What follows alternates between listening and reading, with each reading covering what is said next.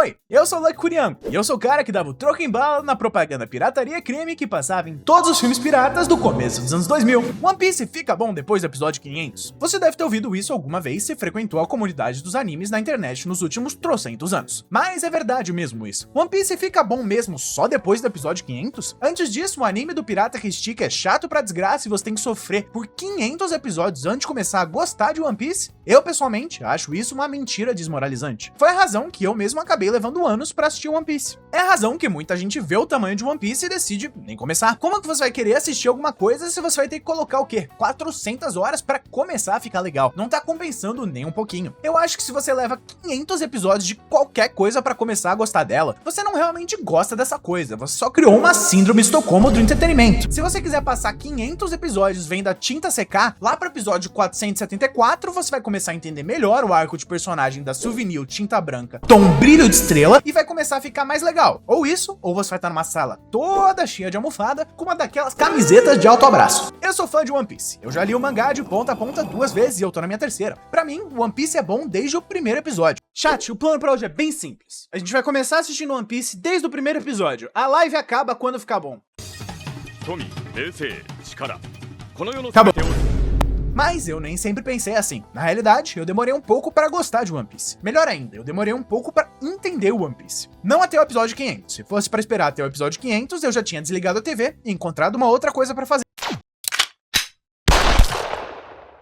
Mas teve sim um ponto que clicou pra mim. Todos os arcos antes se tornaram melhor em comparação, e mais importante ainda, o anime justificou o quão longo ele seria dali pra frente. É como se fosse a ponta de um iceberg perfeita. O bastante pra eu ficar impressionado, mas só a pontinha de tudo que viria em seguida. O final da saga do East Blue, e o que eu considero o verdadeiro ponto de partida de One Piece. Se você não gostou de Arlong Park, eu duvido muito que você vai gostar do resto do anime. Esse arco e essa saga inteira é até hoje uma das melhores que One Piece pode oferecer, e é a pedra fundamental do maior mangá de todos os tempos. Eiichiro Oda é o autor de One Piece e ele é um dos caras mais pacientes do mundo. Ele tá escrevendo e lançando esse mangá desde os anos 90, trabalhando o que parece ser todas as horas do dia desse em One Piece há 30 anos. Ele é tão viciado na própria história que ele foi lá e se casou com a própria Nami. A vida dele é literalmente toda cercada de One Piece, ele não tem problema nenhum com isso. Se a história for levar 2000 capítulos pra acabar, então ela vai levar 2000 capítulos pra acabar. Lembra-se que na cabeça dele, originalmente, One Piece ia acabar em 2002. Estamos em 2025 e dizem por aí que tá chegando na última saga, então vai aí mais uns 3 anos, ou 15, vai que ele acaba pensando em um vilão novo. Como eu mencionei antes, eu comecei a reler One Piece desde o primeiro capítulo recentemente, pela segunda vez, e eu já tenho gostado cada vez mais toda vez que eu faço isso. É o tipo de história que você sempre descobre algo a mais, uma pista do autor, um simbolismo poderoso, ou simplesmente revive um arco que você não lembrava tão bem e que se prova mais uma vez. Genial. Eu amo One Piece de coração e eu amo muito a saga do East Blue. Eu gostaria que mais pessoas assistissem One Piece, mas graças a esses feios e bobos que dizem por aí que só fica bom depois do episódio 500, todo mundo tem medo de começar. Afinal de contas, quem não teria? Você ouve que vai ter que botar 1 milhão de horas pra começar a gostar de algo? Melhor ficar no TikTok vendo clipes do Dr. House e da série do Dexter mesmo. Com esse vídeo eu quero apresentar uma alternativa, como se fosse um checkpoint. A primeira fase de One Piece. Se você completar ela e não quiser mais assistir, pode largar o anime, porque você provavelmente não vai gostar de qualquer forma. Mas, se você completar ela e não gostar também,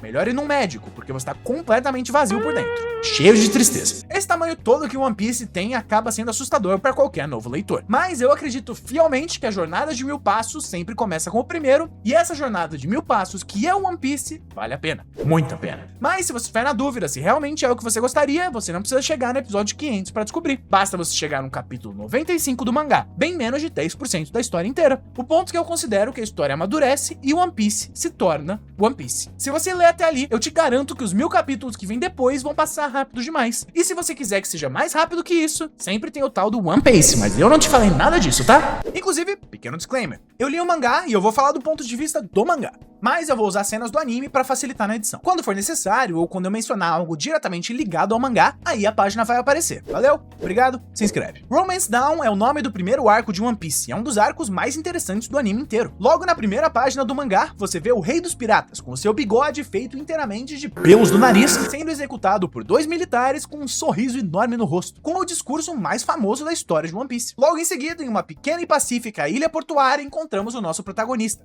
Monkey D. Luffy, na carranca de um navio com uma faca enorme na mão, enfiando ela na própria cara. Aparentemente, para provar que ele é corajoso bastante para conseguir seguir a trupe do Shanks e se tornar um pirata, para seguir o seu grande sonho de aventura. Felizmente, bêbado sim, mas inconsequente não. O Shanks não permite que o fedelho, sem nenhum senso de preservação da própria vida, vá com ele na jornada. O pequeno Luffy fica bravo. Os piratas mais velhos riem da cara dele. E tudo acabaria no bar mais uma vez. Talvez o Shanks até fosse fazer uma irmãzinha pra Uta com a máquina. Mas o bar que eles estão é invadido por bandidos da montanha. Não só bandidos da montanha com uma recompensa na cabeça deles. Um deles quebra uma garrafa de saquê na cabeça do Shanks. O bar fica em silêncio. Os bandidos da montanha se preparam para uma luta, mas ao invés de atacar eles, o Shanks se abaixa e começa a ajudar a limpar o bar, escolhendo a paz, mesmo na cara de tamanho desrespeito. Se não bastasse, o bandido quebra mais uma garrafa em cima da mesa com a sua espada e deixa o pirata ruivo ensopado. Parece que seria o fim dele. Se fosse vários outros animes, você espera que o cara descolado, que é o mestre do nosso protagonista, ia levantar, falar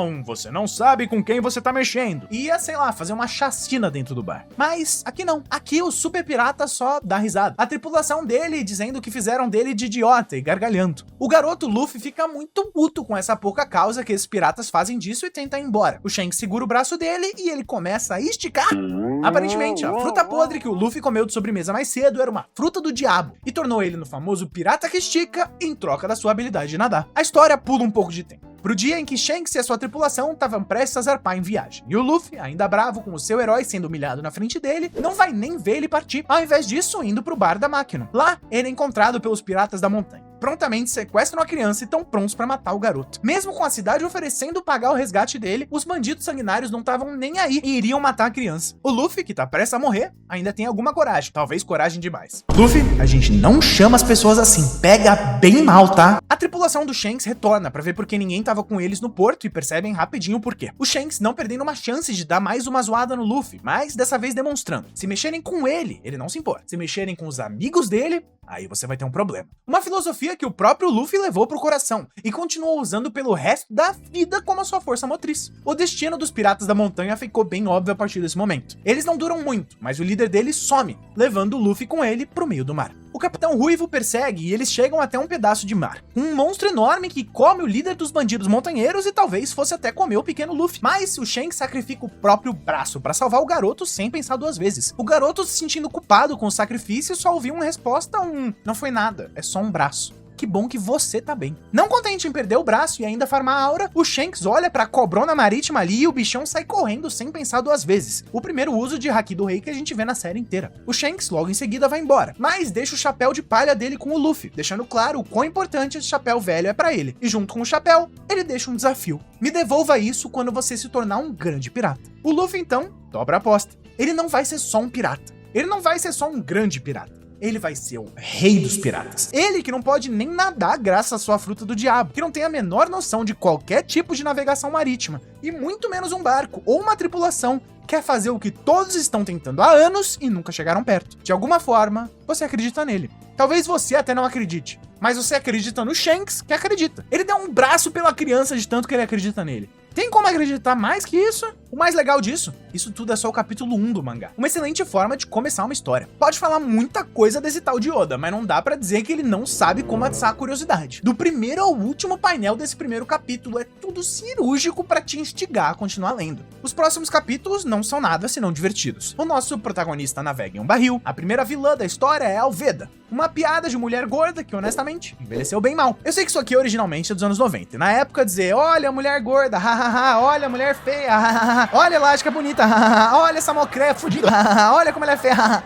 Deveria ser a coisa mais engraçada do mundo, mas eu não vejo muita graça. O Luffy resgata o Kobe, que quer ser marinheiro, mostrando que o nosso protagonista não tem preconceito nenhum no final das contas. Ele se junta com um cara que vai ser inimigo dele, simplesmente porque ele sabe que é um cara do bem. Marinheiros, piratas, todos esses rótulos não importam pro Luffy. Tem dois tipos de pessoa pra ele: amigos e não amigos. Só. Os dois viajam juntos para a próxima cidade. Encontram o Zoro preso. Ele come um onigiri podre cheio de terra e eles acabam tirando ele da cadeia e adicionando o espadachim pra parte deles. Esse arco do Zoro, por mais que curto pra caramba, mostra alguma das promessas que o One Piece poderia ser. Ele é engraçado e bobo quando a hora pede, mas ele também consegue ser emocionante e sério quando a hora pede. Uma mistura difícil de encontrar, que inclusive eu acho que demora pro próprio autor de One Piece achar o balanço perfeito disso tudo. O começo de One Piece me lembra muito o começo de Dragon Ball. Parece que demora demora um pouco até o autor achar exatamente o que ele quer fazer com a história. Talvez não que história ele queira contar, mas que tom que essa história vai ter. Os primeiros capítulos de One Piece têm muitas piadas e muitos momentos tristes, algo que a história absolutamente teria dali pra frente, mas que o Oda, como contador de histórias, aprenderia a manejar melhor a transição entre essas duas coisas tão opostas. No começo da história, a transição, ou total falta dela, entre esses momentos de piada e momentos tristes, acaba sendo meio dissonante, dura, cru. É difícil de explicar só em palavras, então presta atenção nesse exemplo.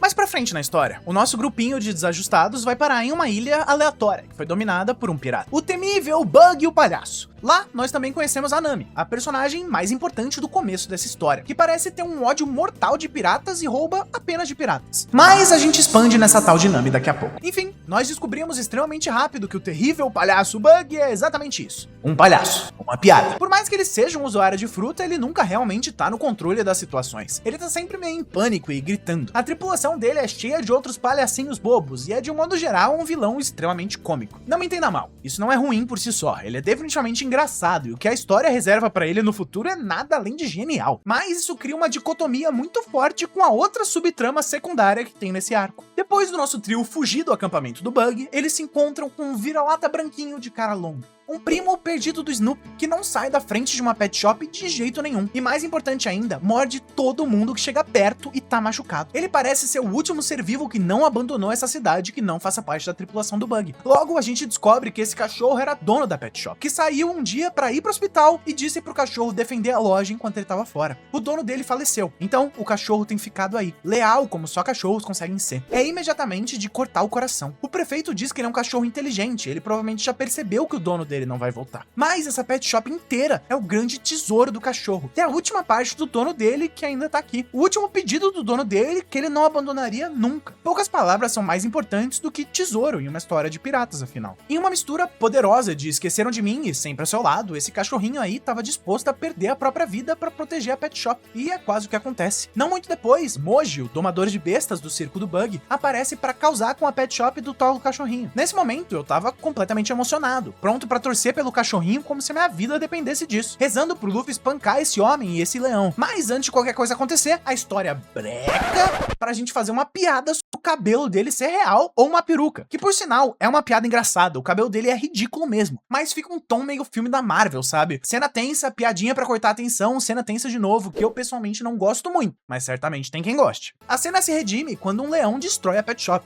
o cachorrinho quase morrendo lutando com ele, o Luffy entrega aquela deliciosa vingança enchendo o leão e o dono dele de porrada com seus braços que esticam. Ainda recupera um pouquinho da ração e o cachorro Chuchu fica feliz de que o tesouro dele não foi completamente destruído. Ainda como um bônus, essa demonstração faz com que a Nami perceba que nem todos os piratas são tão ruins quanto ela acreditava até agora. O começo do melhor arco de personagem do primeiro ato de One Piece. E a razão da Nami ser provavelmente a minha personagem favorita desse mangá inteiro. Nesse começo de One Piece, as partes engraçadas são engraçadas, as partes dramáticas são dramáticas, mas a falta total de uma transição entre elas acaba me tirando um pouco do negócio. Eu não sei se é pra chorar, se é pra rir chorando, sei lá, às vezes numa dessa eu começo a rir, eu começo a chorar, eu faço os dois ao mesmo tempo e eu tiro o print no meu cérebro. Não vai dar certo. Nesses primeiros arcos, o mangá está achando seu caminho, o que é completamente normal pra uma história desse tamanho. Ele é engraçado, ele é emocionante, ele tem personagens farmando aura, tipo essa cena do Zoro se cortando de graça só pra mostrar que ele é mais foda que o espadachim da trupe do Bug. Todos os ingredientes pra um shonen de qualidade sempre estiveram ali, mas nos próximos arcos eles seriam elevados, não de um shonen de qualidade, mas pra um dos melhores shonens de todos os tempos. Talvez até o melhor de todos os tempos. Um definidor do gênero pra quase 3 gerações, graças à sua longevidade. O próximo arco de One Piece era, até o relê da última vez, um dos meus menos favoritos do mangá inteiro. Syrup Village é o arco de recrutamento do Zop, e não ajuda o fato que ele, em si, é um dos personagens que eu menos gosto da história inteira. Eu acho ele um pouco irritante, e a covardia dele ficar indo e voltando, mesmo depois de 1000 capítulos dele enfrentando os medos dele e melhorando, me cansa bastante. Mas relendo dessa vez, aconteceu algo que nunca tinha acontecido antes. Eu gostei um pouco mais desse arco, por causa de uma fala. O arco é realmente nada de muito inspirado, afinal de contas é uma versão mangá de uma das fábulas mais antigas de todas, o menino que gritava lobo.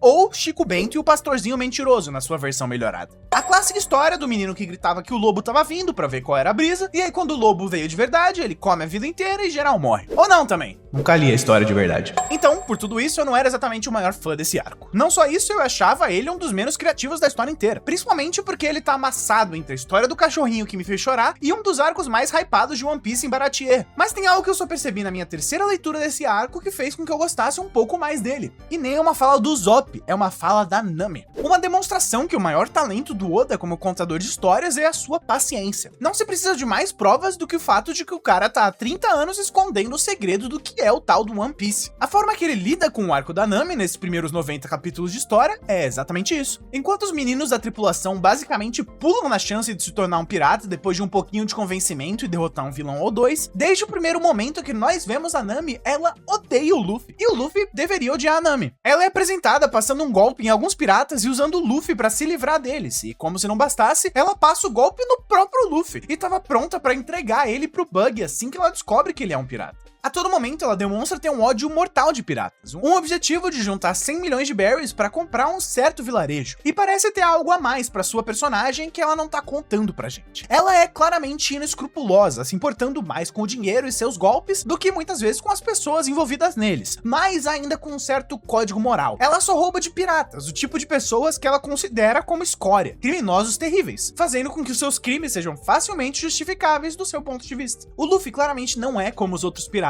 e o seu maior talento talvez seja ver as pessoas pelo que elas são, não só por o que elas querem demonstrar ser. Ele não consegue prender a atenção dele em 2 segundos para qualquer coisa que uma pessoa fala, mas basta ver uma ou outra ação que ele entende exatamente com quem ele tá falando, muitas vezes percebendo quem uma pessoa é e se ele vai gostar dela ou não em instantes. Ele muitas vezes tá correto e o julgamento dele com a Nami é imediato. O Luffy percebe imediatamente que tem mais pra garota do que a golpista que eles viram até ali e decide que ela tem que ser a navegadora dele. Mesmo assim, depois daquele momento, a Nami se mostra ser a pessoa mais egoísta da equipe, se importando mais com ela mesma e com o seu tesouro do que com o resto da tripulação, nunca realmente admitindo que ela tá fazendo parte dessa tripulação, apenas dizendo que tá viajando com eles pela comodidade. Mas aos poucos vai ficando claro que o jeito do Luffy e seu mini bando de desajustados estava contagiando ela, aos poucos dando pequenas dicas de que a Nami tava mudando. Talvez mudando nem seja a palavra, talvez seja só se tornar confiante para ser ela mesma. O jeito imbecil do Luffy e de seus amigos claramente derrubando todas as barreiras que ela tinha criado para se proteger. Em outra história, por um contador de histórias menos paciente, ela ia assistir isso e ia ter um momento de estouro, prometendo que tudo mudou, gritando a plenos pulmões que agora ela é um chapéu de palha, que ela não se importa mais com dinheiro e que ela ama a nova família dela. Esse tipo de catarse não seria necessariamente ruim, só diferente. Mas em One Piece não é assim. Em One Piece, o Oda claramente leva mais tempo, e ele justifica esse tempo que ele leva entregando esses pequenos momentos de mudança de personagem.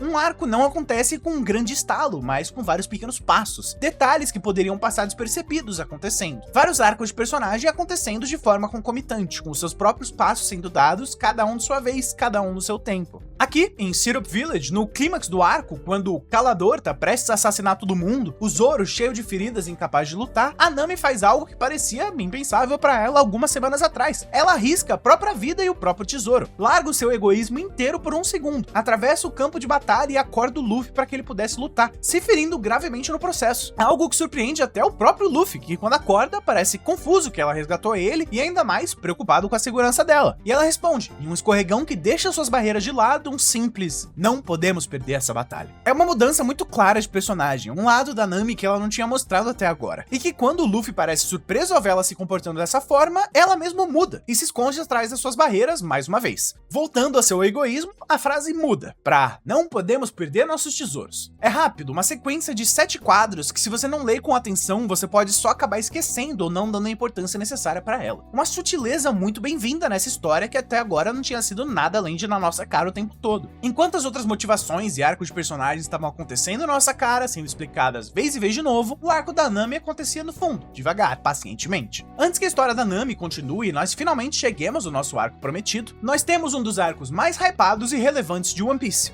Baratie. Eu amo esse arco, eu acho que ele tem pontos altos, muito altos, mas ele também é estranho pra caramba se você for olhar pra ele de uma perspectiva de narrativa. Rapaz, tá certo isso? Eu acho que Baratie é o momento que o Oda começou a achar sua voz como contador de histórias, e o momento em que a história começa a ter cara de One Piece de verdade. Aqui é o momento em que muita gente se anima com One Piece de vez e decide percorrer a jornada inteira. Baratie conta a história de um restaurante de cozinheiros de batalha. Entre eles, é claro, o nosso sex offender favorito, Sanji. A única questão que eu não aponto esse arco como o arco primordial de One Piece é que ele é estranho. A estrutura dele começa como foram todos os outros antes dele. Os nossos protagonistas chegam a uma nova localização, dessa vez o restaurante na água, eles arrumam um problema e conhecem um personagem novo interessante. Nesse caso, o Luffy acaba ricocheteando uma bola de canhão no restaurante e eles descobrem o Sanji. Eles conhecem o vilão do arco, que parece que vai ser o Tenente Full Body, um tenente da marinha corrupto e mulherengo, que implantou uma mosca na própria sopa para causar briga no restaurante e sair como maioral pro date dele. Até aí, parece o setup perfeito de um desses arcos de One Piece iniciais. Uma pequena aventura contida em alguns capítulos com um novo companheiro encontrado. Mas aí, a história muda. Simplesmente começam a aparecer mais personagens no restaurante. Vão chegando mais pessoas e trazendo novos pontos pra história. Primeiro vem um pirata com fome, que o Sanji alimenta e ele vai embora. Depois aparece a tripulação inteira desse mesmo pirata com fome. O tal do Don Krieg, terror do East Blue. Depois aparece o Mihawk, o melhor espadachim do mundo, que foi prontamente o cara que arregaçou a tripulação do Don Krieg. Nenhum desses personagens é ruim, nenhuma dessas tramas é ruim, mas parece que vai sendo jogado um monte de coisa na nossa cara com cada vez mais acontecimentos. Parece que toda vez que abria a porta desse restaurante aparecia mais alguém pra brigar com o Chapéu de Palha. A qualquer momento a porta ia abrir e lá ia vir a Virgínia Fonseca para descobrir quem foi o miserável que botou a minha Flo-Flo no moedor de carne do Baratie. O arco parece que não engrena. Toda vez que a história vai começar de verdade, ela pausa pra mais algum personagem novo entrar em cena, principalmente quando o Mihawk aparece. Não me entenda mal, ele entra com essa carinha de Dom Juan, bigodinho fininho, abdômen em dia, essa mistura de Drácula com cafetão, uma espada gigante nas costas, sentado no mini barquinho dele de perna cruzada, e fica claro que esse cara é foda pra caralho. Mas vocês têm que concordar comigo também que ele é uma pausa do plot do resto do arco para ser introduzido na história. Parece que o jogo bugou e um boss final sem querer entrou na área de tutorial do jogo. O Zoro imediatamente percebe quem é esse cara só dele chegar. Ele é o maior espadachim do mundo. Derrotar ele é o grande objetivo do Zoro.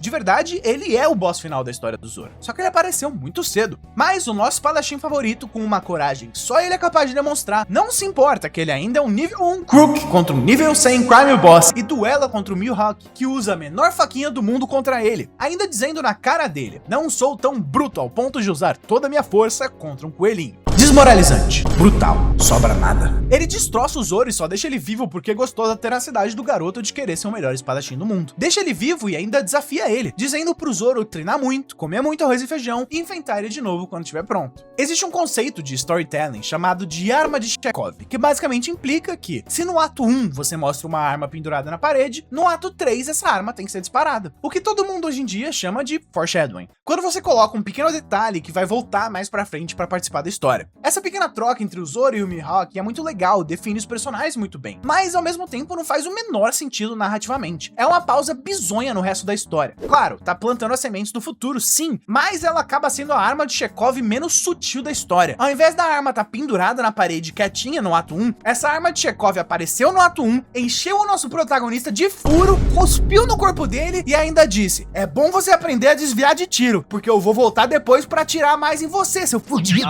Não é exatamente uma lição em sutileza, mas é maneiro mesmo assim. Só que ela é tão na sua cara e tão relevante que ela breca completamente uma história muito interessante e legal que tava acontecendo. Toda a treta do Don Krieg, do Gin e do Luffy trabalhando no restaurante, uma história que tava funcionando e era definitivamente interessante, é paralisada completamente por um instante e acaba ficando menor em comparação. É como se todos os personagens da história dessem de cara com uma cutscene do Zoro que não dá pra pular antes que a história pudesse continuar. Por isso que eu amo Baratie, mas eu ainda acho que não é o Oda completamente maduro como contador de histórias. Ele parecia literalmente bruto ainda na forma que ele aborda os seus temas. Pouquíssima sutileza, tudo na sua cara. Mas tem uma outra coisa que o Baratie tem sim e que vai se tornar um dos maiores clichês de One Piece. Começa aqui e vem pra ficar com força. A backstory muito triste. One Piece é cheio dessas, e é um meme famoso na comunidade que se um personagem aparecer na backstory e ele não tiver na história agora, ele vai morrer de forma trágica e triste, e realmente, nesse caso, não existe nem um pouco de exagero quando falam disso. Muitas vezes a história de One Piece acaba dando uma pausa por vários capítulos pra focar em um personagem específico, mostrar cada detalhe da sua história e nos entregar uma chance de observar ele e a sua história inteira mais de perto. Por mais que tenham tido outras backstories antes, essa é a primeira vez que a história pausa pra contar ela. Dessa vez, contando a história do Sanji, como ele fazia parte de um navio de cozinheiros, como o navio dele foi atacado e como uma tempestade fez com que eles naufragassem, sobrevivendo só o Sanji e o Zeff, que por sinal, foi o pirata responsável por naufragar o navio do Sanji. Mas nos dias de hoje nós vemos ele como chefe do restaurante e meio que uma espécie de figura paterna pro Sanji. Pra encurtar a história, eles levam uma eternidade pra serem resgatados. O Sanji ficando com toda a comida que sobrou e sem que ele soubesse, o Zeff comendo a própria perna pra não morrer de fome, fazendo com que ele seja a segunda figura paterna de One Piece que perde um membro pra que o seu pupilo possa sobreviver, o que não é muito, mas é impressionante que aconteceu 2 vezes. Por todas essas razões, Baratie pra mim ainda não é o arco ideal de One Piece. Ele é muito bom. E o garoto de 14 anos assistindo a MV de Rock Lee vs Gaara no YouTube que mora dentro de mim até hoje é completamente apaixonado por esse arco. Mas o adulto rabugento que fica falando de storytelling gosta também, mas não tanto.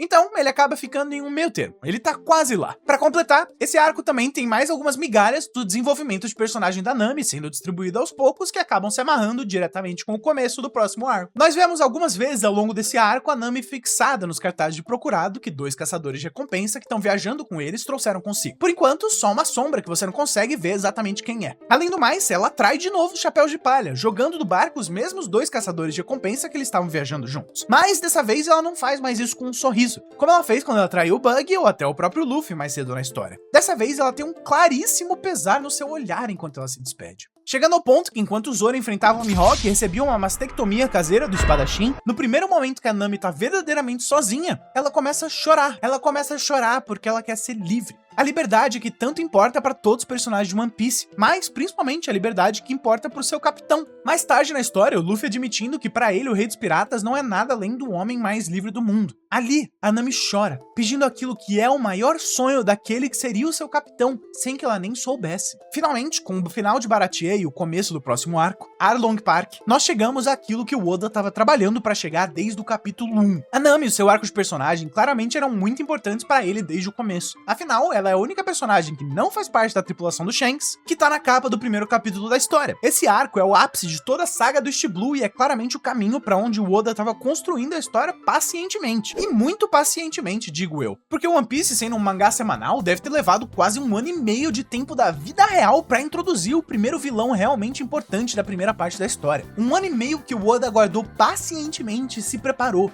Porque se o resto da história não tinha sutileza, se o resto da história era muito na sua cara e poderia melhorar, eu acredito que Arlong Park é onde o One Piece fez a transição na minha cabeça. Para deixar de ser um bom mangá, para ser um excelente mangá. One Piece não fica bom no episódio 500, porque eu acredito que por mais que ele seja bom desde o capítulo 1, ele se torna verdadeiramente excelente aqui, no capítulo 69. Nice. O capítulo já começa com exposição, dizendo como esse Arlong é malvado e como ele fazia parte da tripulação do Jinbei, um dos 7 corsários. Piratas que são autorizados pelo governo mundial para fazerem pirataria em troca de eles só atacarem outros piratas e pagarem impostos nos tesouros que eles conseguirem. É explicado que o Mihawk que nós vimos antes também é um desses 7 corsários, o que só aumenta a mítica por trás desse tal de Arlong. Nós somos introduzidos à reputação dele e com quem ele trabalhou antes dele mesmo aparecer. O Luffy tenta adivinhar a aparência dele algumas vezes, depois de descobrir que ele é um homem-peixe, com relativos acertos. Até que finalmente a cena muda de localidade e nós somos introduzidos ao Arlong diretamente. E um painel único,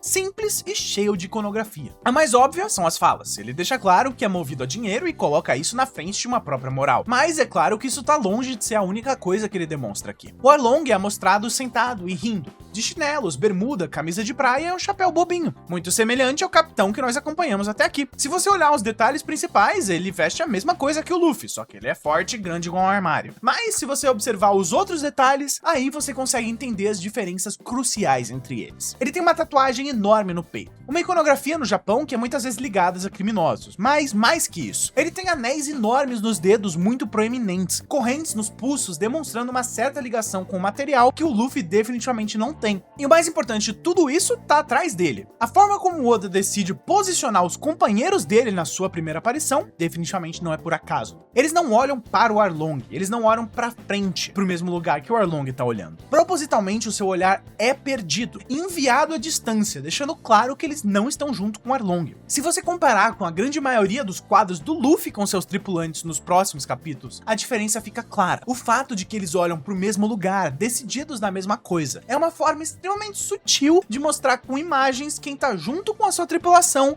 e quem manda e a sua tripulação obedece. O capítulo continua e finalmente a nossa navegadora aparece de novo na história, mas mostrando um lado dela que nós não conhecíamos até agora, batendo em uma criança, que por mais que nós da audiência conseguimos inferir facilmente que ela tá fazendo isso porque o Arlong faria muito pior, ela faz com brutalidade e sem hesitação. Descobrimos imediatamente depois que a Nami não é quem pensávamos. Na verdade, ela é subcomandante desse grupo terrível do Arlong. A história continua com metade do nosso bando de chapéus de palha chegando em uma vila literalmente virada de ponta cabeça. Para completar, dizem que os homens peixes são 10 vezes mais fortes que um humano normal, jogando ainda mais o senso de perigo do Arlong pro alto. Até agora, nós vimos piratas destruindo vilas com ajuda, como o Bug com as suas Buggy Balls, mas virando casas de pontas cabeças com as mãos nuas, como o Arlong parece ter feito aqui, isso é algo que nós não vimos até agora na história. Cada vez mais detalhes vão aparecendo sobre o vilão do arco sem ele nem precisar fazer nada, deixando ele cada vez mais assustador. O Zop se encontra com o Homem-Peixe e foge, sendo resgatado por Nojiko, uma garota tatuada que parece odiar o Arlong, com uma atitude sarcástica que lembra uma certa navegadora. É claro, fica mais evidente ainda quando ela joga isso na nossa cara e diz que foi essa casa que a Nami cresceu. Não só isso, Nojiko é a irmã adotiva dela. Ela explica que a Nami traiu a própria vila, por mais que ela não queira entregar os detalhes dessa traição, apenas dizendo que ela traiu a vila, só que mais ou menos. O mais interessante é que nessa conversa, quando o Zop fala que a Nami traiu eles, não surpreende ela nem um pouco. Mas quando o Zop diz que a Nami parecia feliz, isso sim é chocante. A Nojiko fica impressionada que alguém como ela poderia estar feliz. Nesse meio tempo, Zoro foi capturado pelos piratas. Nesse meio tempo, Zoro foi capturado pelos piratas do Arlong e é o primeiro dos chapéus de palha que encontra a Nami frente a frente. Ela diz que nunca foi a pessoa que eles achavam que ela era, e que eles eram só mais um bando de piratas que ela traiu. Ao ouvir isso, o Zoro não pensa duas vezes e, amarrado, se joga na água. O que para todos os homens-peixe ali em volta parecia suicídio, mas para Nami era um desafio, uma obrigação de contrariar as regras do Arlong e resgatar um novo companheiro dela. Pro Zoro, um teste de confiança. A certeza que se ele fosse resgatado, ele poderia confiar na Nami cegamente dali pra frente.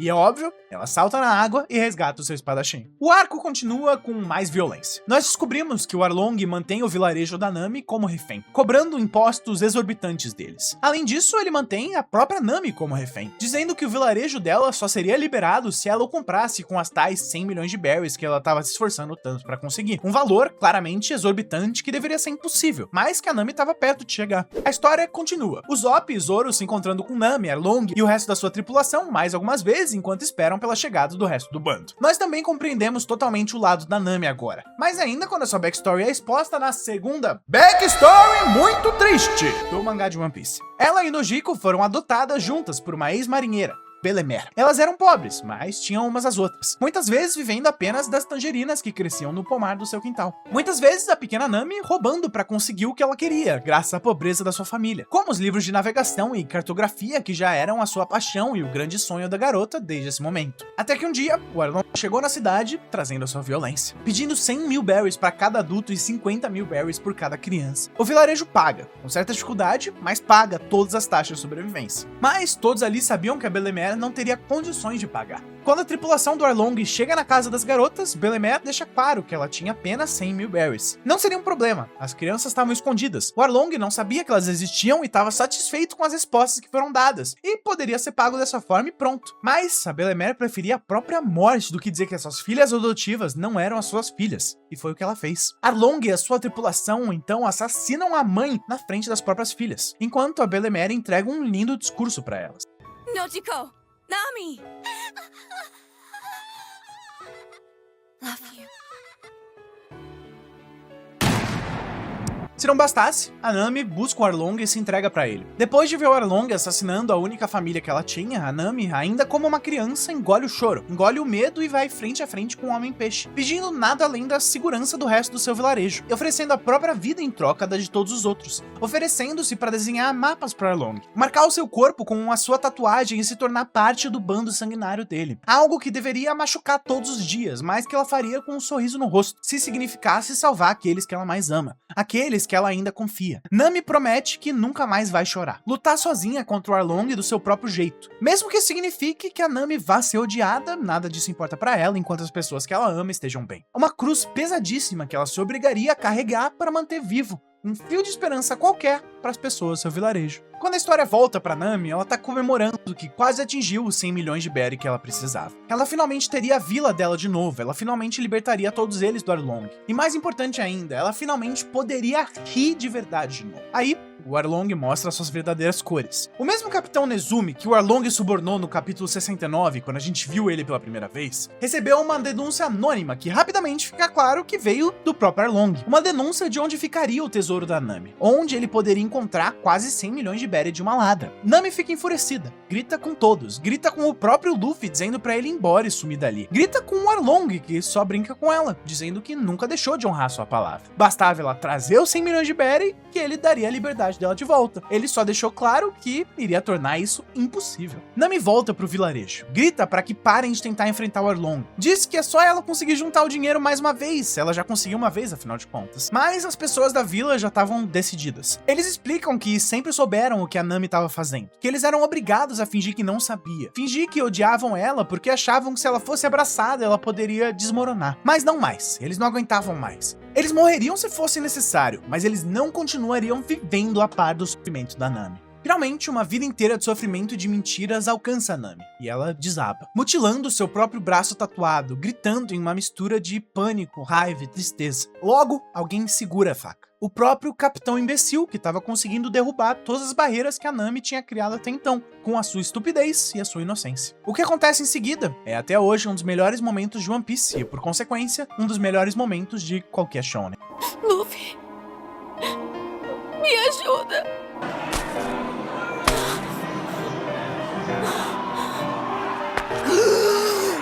Com certeza! Vamos lá! Bora!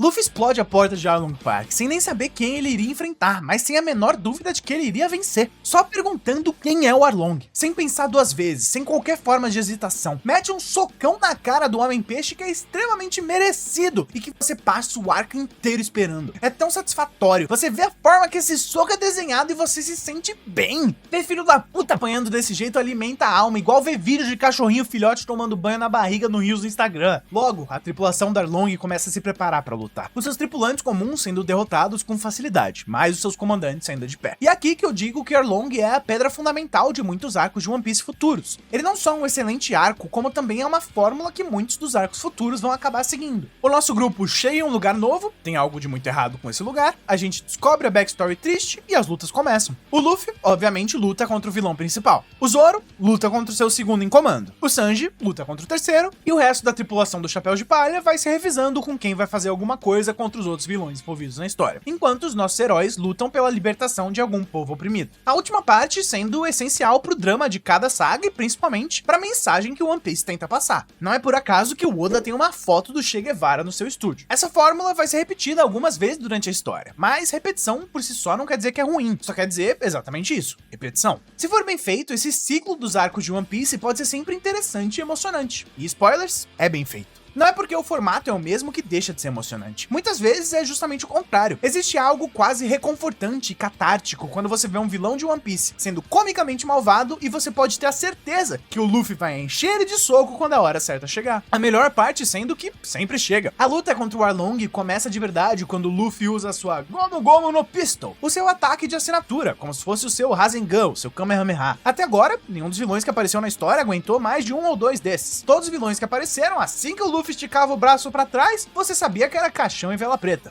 Mas, dessa vez não. Ele usa o seu confiável ataque contra o Arlong e nada acontece. Na verdade, o Arlong só se defende do ataque e joga o Luffy na água, a maior fraqueza de qualquer usuário de fruta. As lutas continuam. Um depois dos outros, os meninos trabalham juntos para vencerem as suas próprias lutas. Inclusive com a Nojiko e algumas outras pessoas do vilarejo ajudando a trazer o Luffy de volta para a superfície, fazer com que ele respire enquanto as lutas acontecem. Zoro e Sanji vencem as suas lutas com dificuldade. O Zoro ainda se recuperando das feridas contra o Mihawk e o Sanji sendo obrigado a lutar contra um homem-peixe debaixo d'água. Mesmo eles tendo vencido, eles não são capazes de continuar lutando. A mesma coisa pro Usopp, que venceu a sua luta, mas fugiu o mais longe possível antes de fazer isso. Com o Luffy debaixo d'água, a esperança parece perdida. Arlong, então, entrega uma última proposta pra Nami. Ele refaria o acordo. Ele pouparia a vida de todos aqueles no vilarejo dela. Bastava só ela voltar a ser um membro da tripulação dele. Bastava só ela continuar presa como a navegadora dele. Mas Nami tava cansada. Mesmo que fosse um esforço inútil, ela continuaria lutando. Mesmo que fosse quase suicida, ela confiava em todos do vilarejo lutando com ela, enfrentando o Arlong de frente. Mas, felizmente, isso não é necessário. Como um chafariz de água, o nosso menino de borracha finalmente cospe tudo aquilo que tem dentro dele e acorda.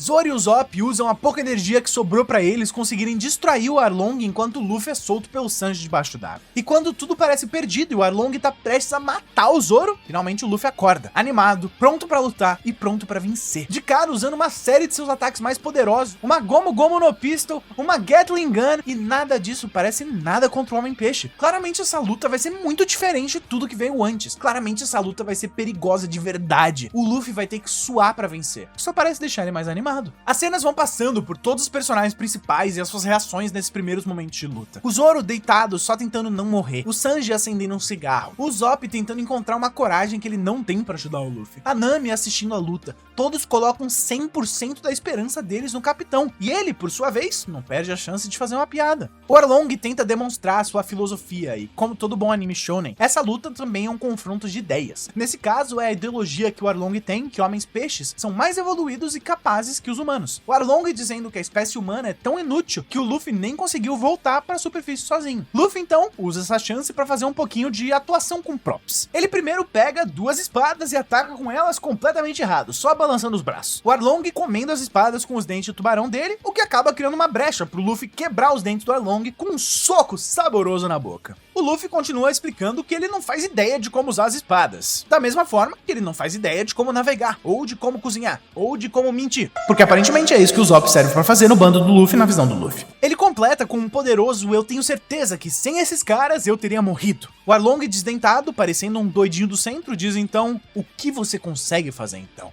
E o Luffy responde: "Consigo derrotar você". Quem vê essa cena e não fica hypado com 280 batimentos por segundo de tanta animação já morreu por dentro faz muito tempo. 280 por segundo também não, né? Talvez seja muito. O leão não se preocupa com os efeitos adversos de tomar o quarto monster branco da noite enquanto escrevia esse roteiro. Enfim, os dentes do Arlong crescem de novo e ele ainda arranca mais 2 mandíbulas pra morder o Luffy, 3 vezes. O filho da puta de borracha dizendo que isso deu pra ele uma ótima ideia. Essa era a ótima ideia. Pegar os dentes do outro cara pra morder ele. Eu ri mais do que eu deveria dessa piada. Eu sou um cara simples. Eu vejo um cara com dentão comprido que não deveria ter dentão comprido e eu faço hahaha. Isso e aqueles áudios dos caras falando o nome de animal errado são 2 coisas que nunca falham em me fazer dar risada.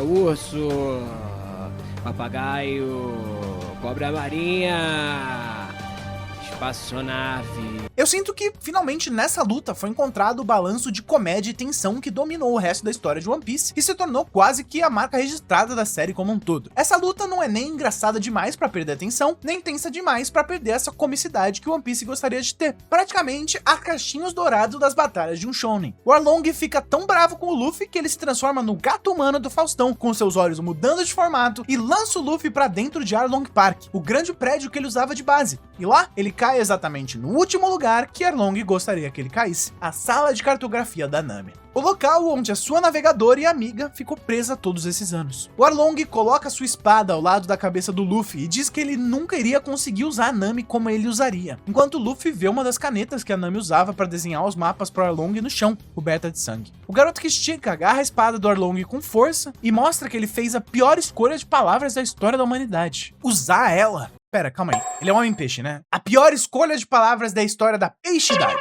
Luffy começa a destruir tudo em volta, mirando seus ataques não no Arlong, mas sim naquela que foi a prisão da Nami até agora, destruindo tudo que ele consegue, deixando o Arlong possesso. Do lado de fora, a Nami só consegue parar e agradecer. Finalmente, depois de muita luta e muito choro, vemos o pezão com o chinelo do Luffy indo mais alto que poderia ir e descendo na direção do Arlong e de seu Arlong Park bizonho. Uma pancada forte o bastante para derrotar o Homem-Peixe, mas também para destruir tudo, todo o Arlong Park. Toda a prisão da Nami e, é claro, todo o império sanguinário do Arlong, libertando todas as pessoas do East Blue do seu terror. Mas o Luffy parece nem se importar com isso no momento. No topo dos escombros de Arlong Park, exausto e coberto de sangue, Luffy só tem uma coisa na cabeça: relembrar a Nami de que ela é acima da navegadora da tripulação de Chapéus de Palha, amiga dele. Só isso, porque pro Luffy, isso tá acima de qualquer outra coisa. Isso é muito mais importante do que qualquer outra coisa. Aqui, com esse grito e essas lágrimas, que eu posso dizer com certeza: One Piece começou. É normal que as histórias demorem um pouco pra se encontrarem porém, normalmente no começo, nem mesmo o autor sabe exatamente como vai acabar contando ela. Não necessariamente porque eles não conhecem o plot. Eu genuinamente acredito que desde que o Oda colocou a caneta no papel pela primeira vez, ele sabia o que era o One Piece, quem era o Luffy, como ele se tornaria o rei dos piratas. Mas planos mudam, pessoas mudam, e principalmente odisseias do tamanho e do escopo de One Piece acabam criando a sua própria voz. Mas a história e suas ramificações inevitavelmente impactam o autor. Mais de uma coisa eu tenho certeza. Foi aqui, em Arlong Park, que o Luffy achou a sua navegadora, que a Nami achou seus amigos, e mais importante, que o One Piece achou a sua voz, que colocou a fundação para construir a Odisseia moderna. Uma jornada de 1000 passos começa com o primeiro passo, da mesma forma que um mangá de 1000 capítulos começa com o primeiro grande arco. Aqui, em Arlong Park, termina a jornada dos Chapéus de Palha no East Blue e começa a sua jornada na Grand Line. Aqui começou a minha jornada pessoal como fã de One Piece. E senhoras e senhores, que jornada maravilhosa. Então, respondendo a pergunta do começo do vídeo, One Piece não fica bom no episódio 500. One Piece é bom desde o episódio 1, mas se você quer saber quando One Piece fica excelente, eu consigo te dizer exatamente aonde. E é aqui.